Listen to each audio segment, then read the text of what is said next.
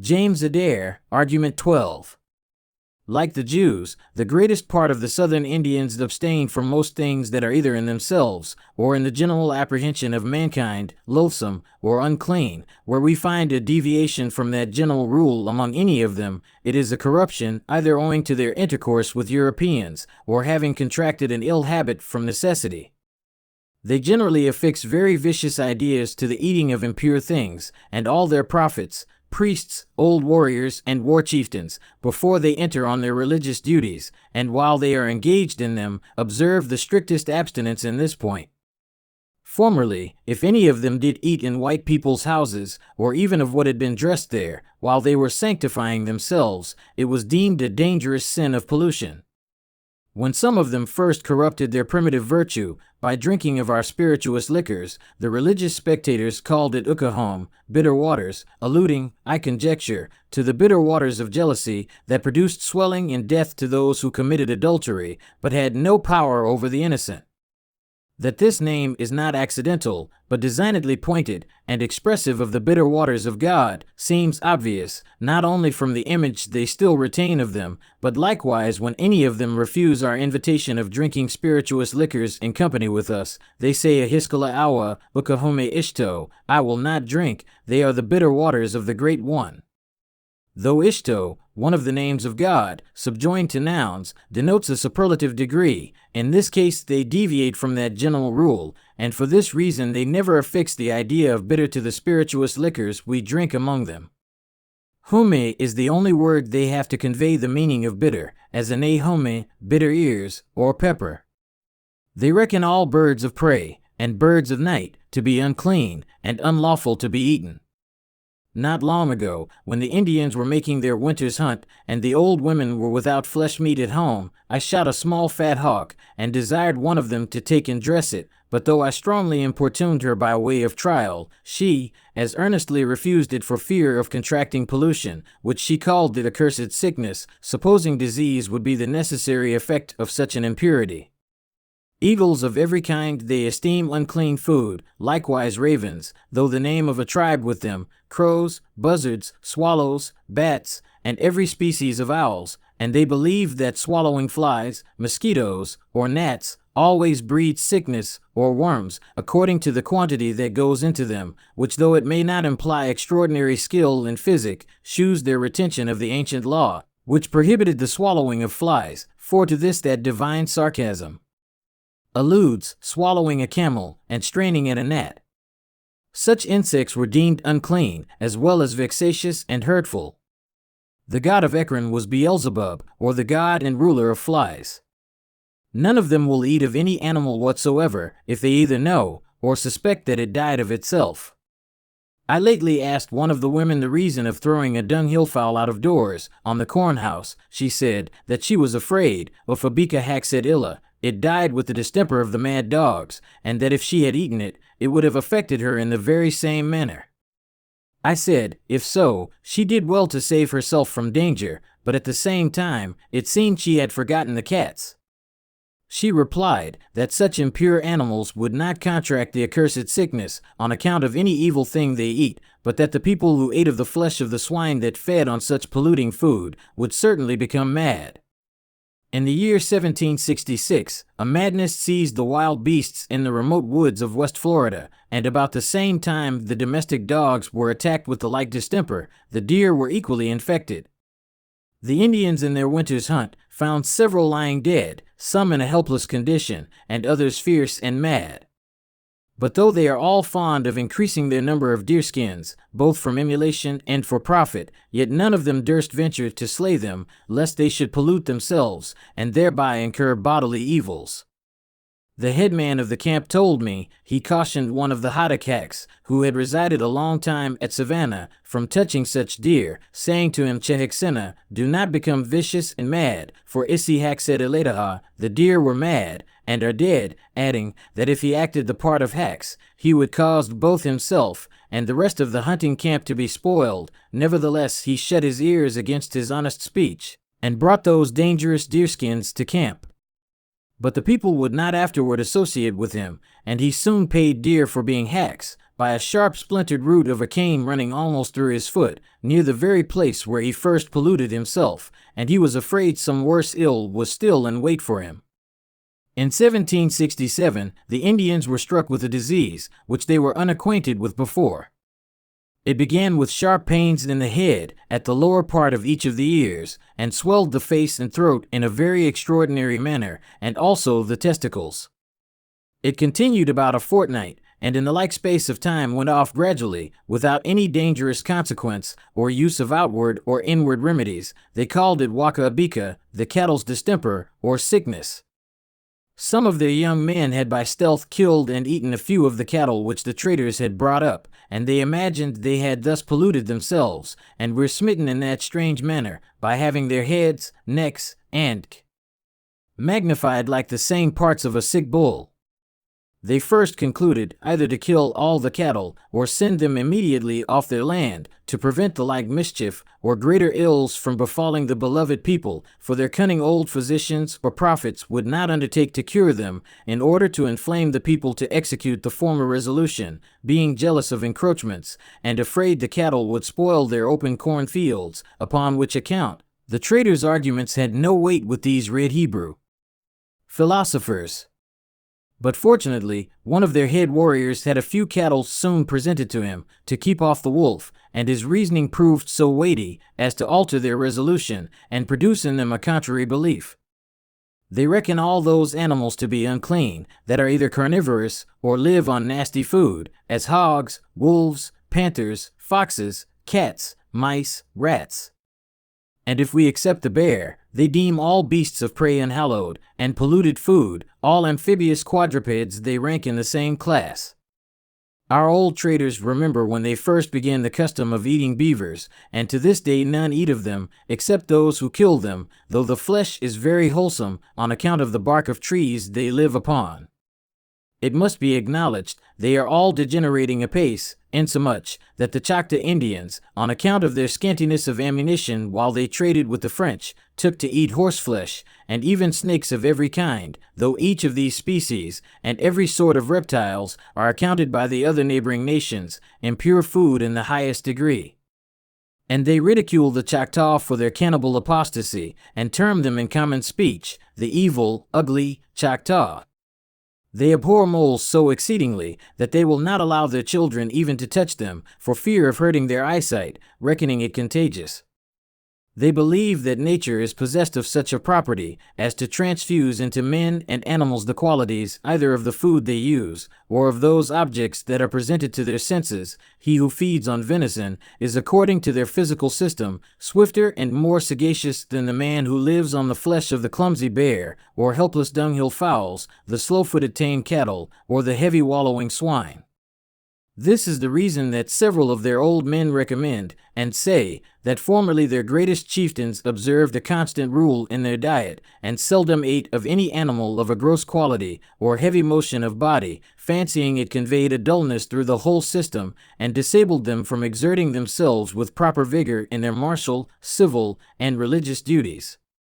I have already shown their aversion to eating of unsanctified fruits, and in this argument that they abstain from several other things, contrary to the usage of all the old heathen world. It may be objected that now they seldom refuse to eat hog's flesh, when the traders invite them to it, but this proceeds entirely from vicious imitation, and which is common with the most civilized nations. When swine were first brought among them, they deemed it such a horrid abomination in any of their people to eat that filthy and impure food, that they excluded the criminal from all religious communion in their circular town house, or in their quadrangular holy ground at the annual expiation of sins, equally as if he had eaten unsanctified fruits. After the yearly atonement was made at the temple, he was indeed readmitted to his usual privileges. Formerly, none of their beloved men, or warriors, would eat or drink with us on the most pressing invitation. Through fear of polluting themselves, they deemed us such impure animals. Our eating the flesh of swine and venison, with the gravy in it, helped to rivet their dislike, for this they reckon as blood. I once asked the Archmagus to sit down and partake of my dinner, But he excused himself, saying he had in a few days some holy duty to perform, and that if he eat evil or accursed food, it would spoil him, alluding to swine's flesh. Though most of their virtue hath lately been corrupted, in this particular, James Adair, Argument 12. An instance lately happened, which sufficiently shows their utter aversion to blood. A Chickasaw woman, a domestic of one of the traders, being very ill with a complication of disorders, the Indian physician seemed to use his best endeavors to cure her, but without the least visible effect. To preserve his medical credit with the people, he at last ascribed her ailment to the eating of swine's flesh, blood, and other polluting food, and said that such an ugly or accursed sickness overcame the power of all his beloved songs and physic, and in anger he left his supposed criminal patient to be punished by lokish Tehullo. I asked her some time afterwards what her ailments were, and what she imagined might have occasioned them.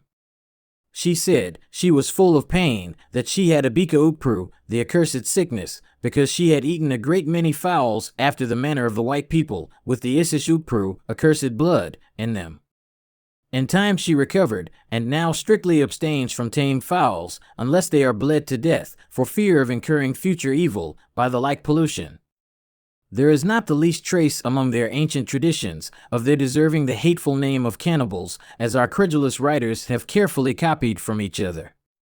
Their taste is so opposite to that of the anthropophagi that they always overdress their meat, whether roasted or boiled.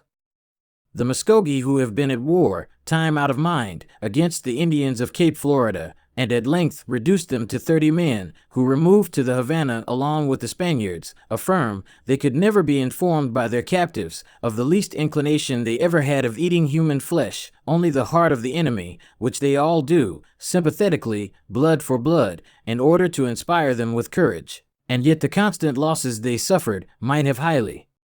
provoked them to exceed their natural barbarity. To eat the heart of an enemy will, in their opinion, like eating other things, before mentioned, communicate and give greater heart against the enemy. They also think that the vigorous faculties of the mind are derived from the brain, on which account I have seen some of their heroes drink out of a human skull. They imagine they only imbibe the good qualities it formerly contained. When speaking to the Archimagus concerning the Hottentots, those heterogeneous animals according to the Portuguese and Dutch accounts, he asked me whether they builded and planted, and what sort of food they chiefly lived upon. I told him I was informed that they dwelt in small nasty huts, and lived chiefly on sheep's guts and crickets. He laughed, and said there was no credit to be given to the far distant writers of those old books, because they might not have understood the language and customs of the people, but that those, whom our books reported to live on such nasty food, if they did not deceive us, might have been forced to it for the want of better, to keep them from dying, or by the like occasion, they might have learned that ugly custom, and could not quit it when they were free from want, as the Choctaw eat horseflesh, though they have plenty of venison. However, it was very easy, he said, to know whether they were possessed of human reason, for if they were endued with shame to have a desire of covering their nakedness, he concluded them to be human. He then asked me whether I had been informed of their having any sort of language or method of counting as high as the number of their fingers, either by words or expressive motion, or of bearing a nearer resemblance to Yah, the human creature, in laughter than Shah the ape bore, or of being more social and gregarious than those animals of the country where they lived. If they were endued with those properties, he affirmed them to be human creatures, and that such old lying books should not be credited. The more religious, or the least corrupted, of the various remote Indian nations will not eat of any young beast when it is newly weaned, and their old men think they would suffer damage, even by the bare contact, which seems to be derived from the Mosaic law that prohibited such animals to be offered up or eaten till they were 8 days old, because, till then, they were in an imperfect and polluted state. They appear, however, to be utterly ignorant of the design and meaning of this appointment and practice, as well as of some other customs and institutions. But as the time of circumcising the Israelitish children was founded on this law of purity, it seems probable that the American Aborigines observed the law of circumcision for some time after they arrived here and desisted from it when it became incompatible with the hard daily toils and sharp exercises which necessity must have forced them to pursue to support life, especially when we consider that the sharpest and most lasting affront, the most opprobrious, indelible epithet with which one Indian can possibly brand another, is to call him in public company, Hubukwaski, Unicus, Perputio Detecto. They resent it so highly that in the year 136, 1750, when the Cherokee were on the point of commencing a war against us, several companies of the Northern Indians, in concert with them, compelled me in the lower Cherokee town to write to the government of South Carolina that they made it their earnest request to the English not to mediate in their war with the Catawba Indians, as they were fully resolved to prosecute it with the greatest eagerness, while there was one of that hateful name alive, because in the time of battle they had given them the ugly name of short-tailed eunuchs. Now, as an eunuch was a contemptible name with the Israelites, and none of them could serve in any religious office, it should seem that the Indians derived this opprobrious and singular epithet from Jewish tradition, as castration was never in use among the ancient or present Americans. The Israelites were but 40 years in the wilderness, and would not have renewed the painful act of circumcision, only that Joshua enforced it, and by the necessary fatigues and difficulties, to which is already hinted, the primitive Americans must be exposed at their first arrival in this waste and extensive wilderness, it is likely they forbore circumcision, upon the divine principle extended to their supposed predecessors in the wilderness, of not accepting sacrifice at the expense of mercy. This might suit them afterwards wholly to reject it as a needless duty, especially if any of the eastern heathens accompanied them in their travels in quest of freedom. And as it is probable that by the time they reached America, they had worn out their knives and every other sharp instrument fit for the occasion, so had they performed the operation with flint stones or sharp splinters, there is no doubt that each of the mothers would have likewise said, "This day, thou art to me a bloody husband." However, from the contemptible idea the Americans fixed to castration, and it seems very probable the more religious among them used circumcision in former ages. Exodus 6, 25-26. Under this argument, I must observe that AIUB signifies the thigh of any animal, and EEE-patatikale, the lower part of the thigh, or literally, the hanging of the foot. And when in the woods, the Indians cut a small piece out of the lower part of the thighs of the deer they kill, lengthways and pretty deep.